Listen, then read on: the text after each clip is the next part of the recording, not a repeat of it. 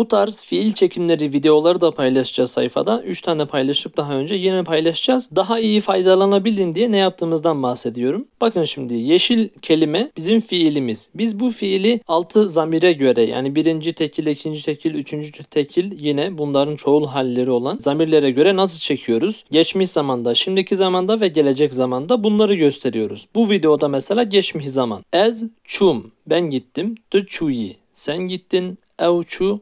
O gitti. İlk kelimeler, ilk beyaz kelimeler zamir, sondaki beyaz harfler o zamirin şahıs eki. Tamam mı? Devam ediyorum. Em çun.